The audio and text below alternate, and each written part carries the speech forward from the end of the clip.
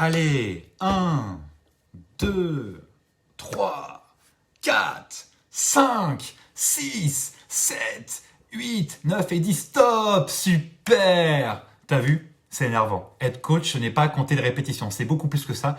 Et je vais te dire ce que c'est un vrai coach dans cette vidéo.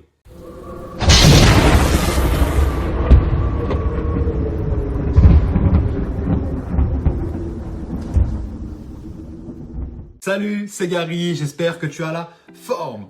Aujourd'hui, on se retrouve dans une vidéo où je vais t'expliquer ce que c'est d'être un coach, selon moi. Un coach doit se former tout le temps. Il doit passer la plupart de son temps libre à se former, que ce soit de la plus facile des manières, en achetant un livre, en regardant des vidéos et en écoutant des podcasts ou en allant directement en formation complémentaire. Si ça t'intéresse, dis-le moi en commentaire, je ferai une série de vidéos où je te recommande livres, vidéos, podcasts et formations pour que tu glow up dans ton job de coach, ton job de rêve, celui à qui tu t'es battu pour atteindre. Et le coach, pour moi, doit se concentrer sur la partie psychologique et business dans son métier pour pouvoir accompagner ses clientes sur le long terme et toujours être à la pointe des tendances. C'est très important. La partie technique ne doit pas être prioritaire, mais plus se former dans comment rendre mes séances de coaching plus créatives, fun et ludiques, afin que tes clientes deviennent addictes à toi et surtout à ce que tu proposes. Concentre-toi aussi à te former en priorité sur tout ce qui touche le cerveau. Je pense notamment à la PNL, à l'hypnose, au développement personnel. 2. Un coach, ça écoute. Un coach doit plus écouter que parler. Ça, je te l'ai déjà dit dans une précédente vidéo.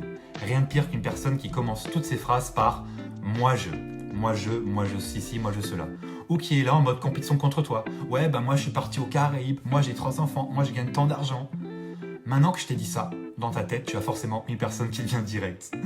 Mets son prénom en commentaire, qu'on rigole un peu. En aucun cas, on ne doit donner son avis quand on ne te l'a pas demandé. Reste dans ton domaine d'expertise dans lequel on te paie pour ça. Ok? C'est très important. Et on s'en rend pas compte. Est-ce que ça viendra à l'esprit de demander conseil sur l'investissement dans la crypto-monnaie à tout boulanger? Je ne pense pas. Donc, reste à ta place.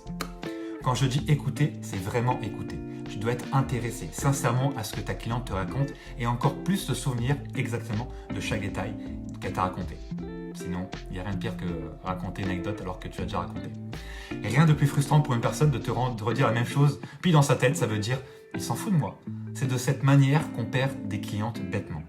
Je vais te dire un truc, ça va peut-être te choquer si tu débutes dans le coaching. Je suis intimement persuadé que le sport en coaching n'est qu'une fioriture. Les gens viennent chercher beaucoup plus que ça. Dans un futur proche, les Français et Françaises qui ont un coach seront de plus en plus nombreux. Aujourd'hui, beaucoup de gens ne disent pas qu'ils ont un coach car ça les rend vulnérables ou pas capables vis-à-vis des autres. Je peux te dire que ça aussi, ça va changer énormément dans les mœurs. Dans quelques temps, au repas de famille ou en soirée, la question ne sera plus « Ah ouais, t'as un coach ?» Ça sera plutôt « Ah oui, tu te fais coacher par qui? Ah ouais, Gary, je le connais bien, oui, elle a commencé là, tu verras. » Autre chose primordiale, tu dois toujours dire du positif, que ce soit des personnes en face de toi, comme des gens que tu côtoies dans ta vie. Aujourd'hui, je vois énormément de coachs qui n'ont pas de savoir-être ou d'intelligence sociale.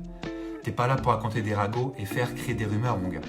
T'es là pour changer le corps de ta cliente et plus que ça.